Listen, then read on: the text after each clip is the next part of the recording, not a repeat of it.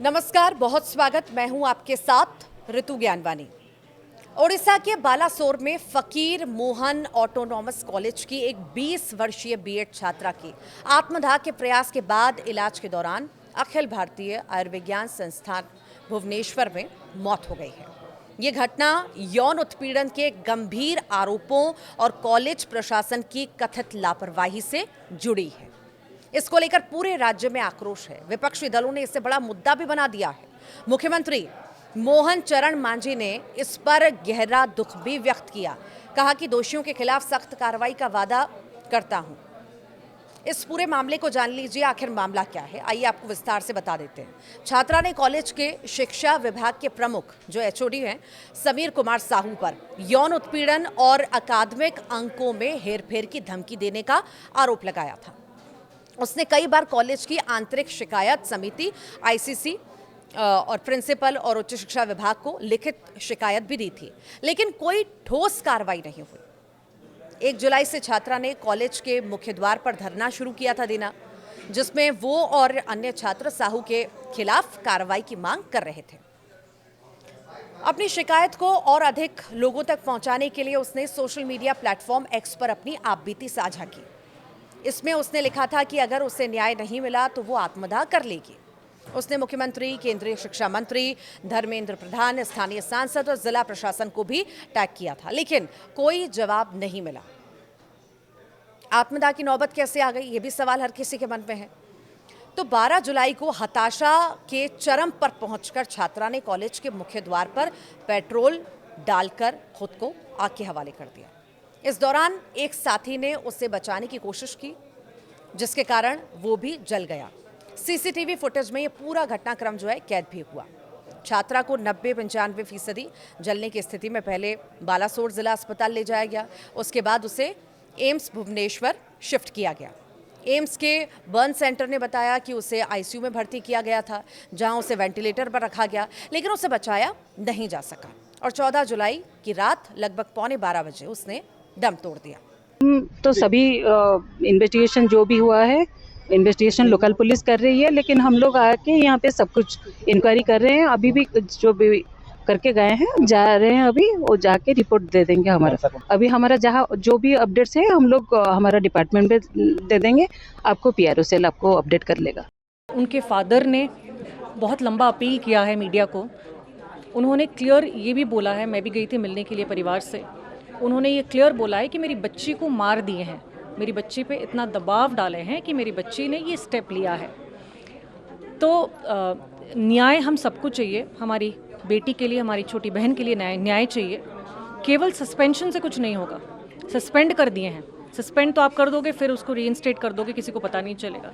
तो आज तक उड़ीसा में नई सरकार आने के बाद 13 महीनों में जितनी भी क्राइम हुए हैं, एक भी क्राइम का एक भी अक्यूज्ड के अगेंस्ट में कड़ी से कड़ी एक्शन नहीं ली गई है, जिस वजह से सबकी हिम्मत बढ़ रही है और आज ये सिचुएशन हुई है।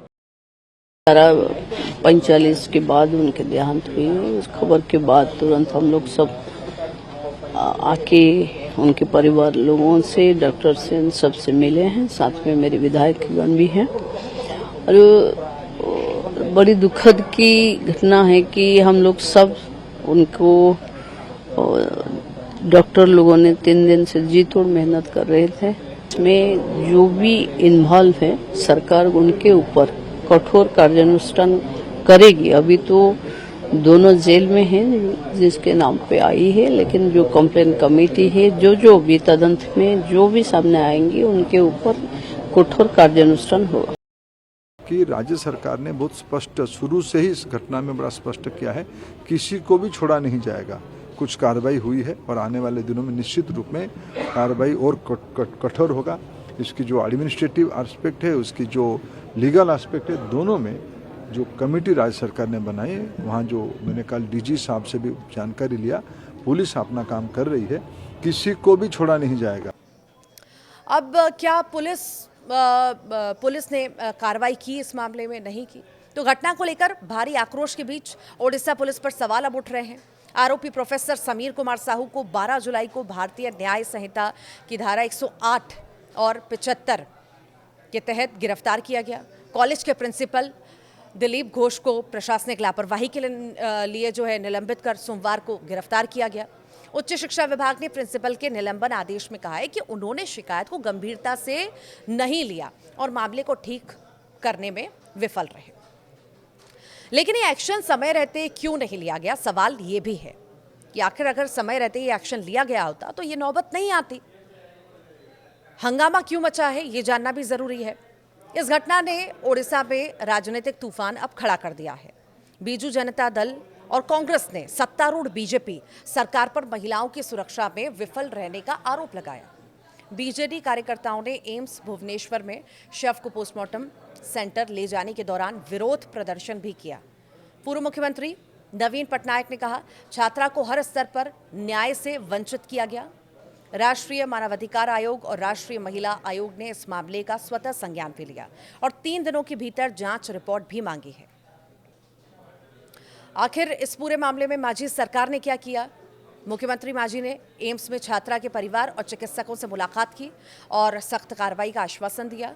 उन्होंने एक्स पर लिखा, मैं इस घटना से गहरे दुख में हूं, दोषियों को कड़ी सजा भी दी जाएगी।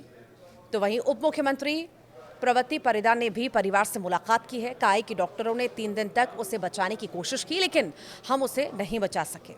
उच्च शिक्षा विभाग ने सभी कॉलेजों को 24 घंटे के भीतर आंतरिक शिकायत समिति गठित करने का निर्देश दिया है।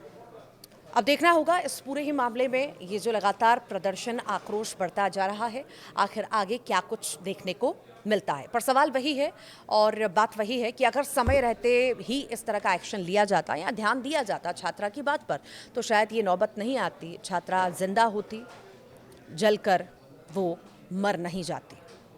कंप्लेन तो बहुत पहले ही किए थे, लेकिन वो प्रिंसिपल नजरअंदाज किया। मुझे बताया गया कि वो इनका इंटरनल कमेटी हो गया है, इसका रिपोर्ट मैं प्रिंसिपल को मिला था। मैं बेटी को इधर से लाने वाला था, लेकिन प्रिंसिपल ने मुझे एश्योरेंस दिया कि इंटरनल कमेटी का रिपोर्ट आने दो, रुकिए, मेरे पर ट्रस्ट कीजिए। डिमांड ऐसा है कि वो जो कल्प्रिट जो असिस्टेंट प्रोफेसर था एचओडी एजुकेशन डिपार्टमेंट में, इसको तो पुलिस पकड़ के ले गया। नहीं, वो दिखाने के लिए नहीं जाना चाहिए। सिर्फ इस कॉलेज में नहीं, उड़ीसा के सब कॉलेज में ऐसा काउंसलिंग होना चाहिए। जिधर भी ऐसा है, कड़ी से कड़ी सजा व्यवस्था होना चाहिए। जैसे कोई भी सपने में भी सोच नहीं सकते हैं जो दोबारा हम ऐसे करें। कंप्लेन तो बहुत पहले ही किए थे, लेकिन वो प्रिंसिपल नजरअंदाज किया। मुझे बताया गया कि वो इनका इंटरनल कमेटी हो गया है, इसका रिपोर्ट मैं प्रिंसिपल को मिला था। मैं बेटी को इधर से लाने वाला था, लेकिन प्रिंसिपल ने मुझे एश्योरेंस दिया कि इंटरनल कमेटी का रिपोर्ट आने दो, रुकिए, मेरे पर ट्रस्ट कीजिए। डिमांड ऐसा है कि वो जो कल्प्रिट जो असिस्टेंट प्रोफेसर था एचओडी एजुकेशन डिपार्टमेंट में, इसको तो पुलिस पकड़ के ले गया। नहीं, वो दिखाने के लिए नहीं जाना चाहिए। सिर्फ इस कॉलेज में नहीं, उड़ीसा के सब कॉलेज में ऐसा काउंसलिंग होना चाहिए। जिधर भी ऐसा है, कड़ी से कड़ी सजा व्यवस्था होना चाहिए। जैसे कोई भी सपने में भी सोच नहीं सकते हैं जो दोबारा हम ऐसे करें।